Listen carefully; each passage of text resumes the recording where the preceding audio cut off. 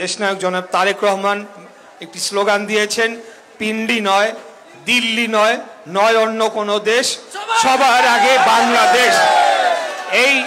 এইটিকে বুকে ধারণ করে নিয়ে আজীবন আমরা যারা যতদিন বেঁচে থাকবো ইনশাআল্লাহ আমরা বাংলাদেশের স্বাধীনতা, সার্বভৌমত্ব এবং জনগণের ভোটের অধিকার, গণতন্ত্রকে প্রতিষ্ঠা করে বাংলাদেশকে এই দক্ষিণ পূর্ব এশিয়ার অন্যতম শক্তিশালী রাষ্ট্র হিসেবে প্রতিষ্ঠার জন্য কাজ করে যাব। আজকে বাংলাদেশী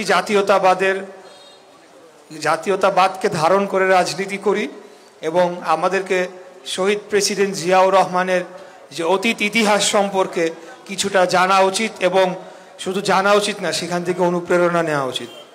1971 সালের 25শে মার্চ কাল রাতে যখন পাকিস্তানি হানাদার বাহিনী সাধারণ জনগণের উপরে যেভাবে খুনি হাসিনা এবার বুলেট চালিয়ে সাধারণ জনগণকে হত্যা করেছিল, ঠিক একইভাবে 1971 সালের 25শে মার্চ কাল রাতে যখন পাকিস্তান হানাদার বাহিনী সাধারণ মানুষের উপরে গুলি চালানো শুরু করে, তাদেরকে হত্যা করা শুরু করে, কমলাপুর রেল স্টেশন, ঢাকা বিশ্ববিদ্যালয় সহ ঢাকার এবং রাজারবাগ পুলিশ লাইন বিভিন্ন জায়গায় লাশের সারি পড়ে থাকতে দেখা যায়, তখন তৎকালীন যারা রাজনৈতিক নেতারা ছিল, আওয়ামী লীগের যারা নেতারা ছিল, শেখ মুজিবুর রহমান সহ অন্যান্যরা যখন দেশ ছেড়ে পালিয়ে যায়, তখন একজন মেজর, 36 বছর বয়সের একজন মেজর জিয়াউর রহমান, তিনি তার নিজ পরিকল্পনায় কালুরঘাট বেতার কেন্দ্র, চট্টগ্রামের কালুরঘাট বেতার কেন্দ্র তিনি সেটিকে দখল করেন এবং সেখান থেকে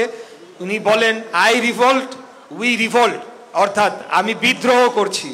নির্ঘাত মৃত্যুদণ্ড এর শাস্তি, মৃত্যুদণ্ড জেনেও তিনি সেই ঘোষণা দিয়েছিলেন, যে ঘোষণা পরদিন বিদ্যুৎ গতিতে বাংলাদেশে ছড়িয়ে পড়ে এবং বাংলাদেশের সাধারণ মানুষ এবং তৎকালীন যে পূর্ব পাকিস্তান যে সেনাবাহিনী এবং পুলিশ বাহিনী আমাদের যারা তখন ছিলেন, তারা সকলে বিদ্রোহ করে, সেই বিদ্রোহে যোগ দেয় এবং মহান মুক্তিযুদ্ধ শুরু হয়।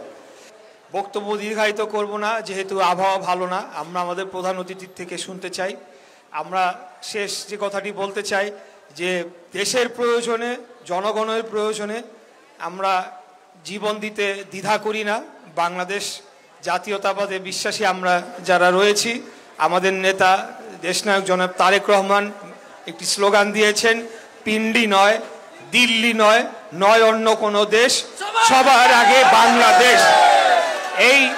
এইটিকে বুকে ধারণ করে নিয়ে আজীবন আমরা যারা যতদিন বেঁচে থাকবো ইনশাআল্লাহ আমরা বাংলাদেশের স্বাধীনতা, সার্বভৌমত্ব এবং জনগণের ভোটের অধিকার, গণতন্ত্রকে প্রতিষ্ঠা করে বাংলাদেশকে এই দক্ষিণ পূর্ব এশিয়ার অন্যতম শক্তিশালী রাষ্ট্র হিসেবে প্রতিষ্ঠার জন্য কাজ করে যাব, এই আশাবাদ ব্যক্ত করছি। খোদাফেজ। বাংলাদেশ জিন্দাবাদ। বাংলাদেশ জাতীয়তাবাদী দল জিন্দাবাদ। শহীদ রাষ্ট্রপতি জিয়াউর রহমান অমর হোক।